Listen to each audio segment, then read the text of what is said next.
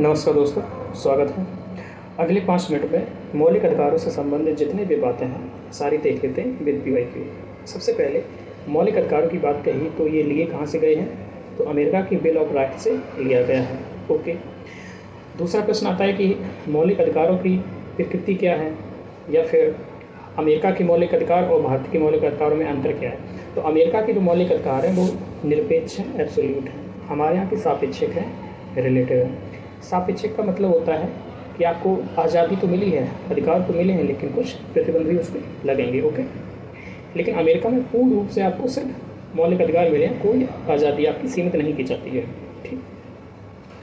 अगली बात करें तो मौलिक अधिकारों का उल्लेख संविधान के भाग 3 में है, अनुच्छेद 12 से लेकर के 35 तक किया गया है। आप सारे आर्टिकल देख लेते हैं एक बार। ओके।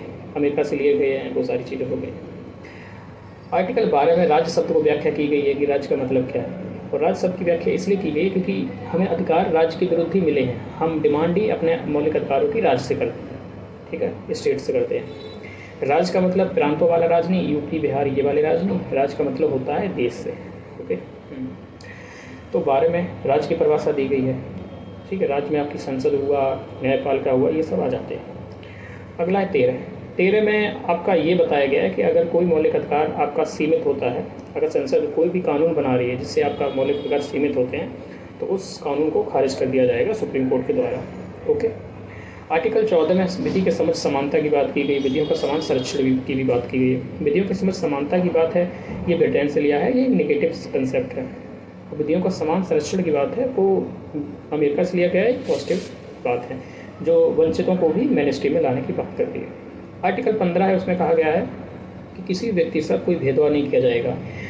उसके आधार कई सारे हैं, जैसे कि रिलीजन है, कास्ट है, सेक्स है, रेस है, प्लेस ऑफ बर्थ है। इन आधारों पर या इनमें से किसी भी आधार पर कोई भेदभाव नहीं किया जा सकता है। इसी में 15(3) में महिलाओं और बच्चों के लिए कुछ विशेष प्रावधान है। 15(4) में बात की गई है जो पिछले वर्ग हैं उनके प्रावधान की बात की गई। 15(6) में आपके EWS की बात की गई। ओके। 16 में सरकारी नौकरियों में की बात की गई है कि सरकारी नौकरियों में उनको कुछ अधिकार दिए जाएंगे। ठीक है। रिजर्वेशन यहीं पे आता है 16(4) में। और फिर 16(6) में आपका EWS आता है, जो कि 103 कॉन्स्टिट्यूशन अमेंडमेंट 2019 में जोड़ा गया, 2019 में। अगला है 17 में छुआछूत का उन्मूलन की बात की गई है। 18 में जो टाइटल्स होते हैं, उपाधियाँ हैं, वो कोई नहीं धारण कर सकता, हालांकि एजुकेशन और सेना से संबंध चलती रहेगी। 19 में freedom of speech and expression की बात की गई, वाक व अभिव्यक्ति की आज़ादी की बात की गई है। 19 क्लाउज 1 सब clause A B C D इस प्रकार से, और 19 क्लास 2 के तहत इनमें प्रतिबंध की बात की गई है। 20 में बात की गई है कि अब दोष सिद्धि के संदर्भ में आपको कुछ संरक्षण दिया गया है कि आपको एक अपराध के लिए एक ही बार सजा होगी, एक से अधिक बार नहीं होगी, और आपके विरुद्ध गवाही के लिए सच नहीं, आपको परेशान नहीं किया जा सकता है। ठीक है। बहुत अच्छी विधि का उल्लेख सिंह किया गया। 21 में प्राण व दैहिक स्वतंत्रता। 22 में आपकी जब कोई गिरफ्तार किया जा रहा है तो उसको क्या क्या अधिकार हैं, उसको कार्ड बताना होगा, वकील कर सकता है, 24 घंटे के भीतर मजिस्ट्रेट के पास ले जाना होगा। प्रिवेंटिव डिटेंशन होता है, निवारक नजरबंदी, उसका भी उल्लेख इसी में। 23 में है आपका शोषण के विरुद्ध अधिकार, जैसे कि आप बलात् से नहीं करा सकते, किसी से बेगार नहीं करा सकते, ये सब। 24 में बच्चों की बात की गई, जो 14 वर्ष से कम के बच्चे हैं उनको काम नहीं कराना चाहिए। 25 से 28 तक आपके धार्मिक अधिकार हैं। 25 में आपके व्यक्तिगत आपको आज़ादी दी गई है, धर्म की कोई भी धर्म मान सकते हो, अपना सकते हो। इसी में डिफाइन किया गया कि हिंदू का मतलब क्या है। हिंदू का मतलब सिख, जैन और बौद्ध भी है। 26 में ये जो धार्मिक है प्रबंधन की आज़ादी दी गई है, संगठन को आज़ादी। 27 में आप किसी एक धर्म पर टैक्स नहीं लगा सकते हो, हाँ सभी धर्मों पर टैक्स लगा दो और सभी धर्मों को उस टैक्स के पैसे से उनकी प्रोन्नति करो। ओके।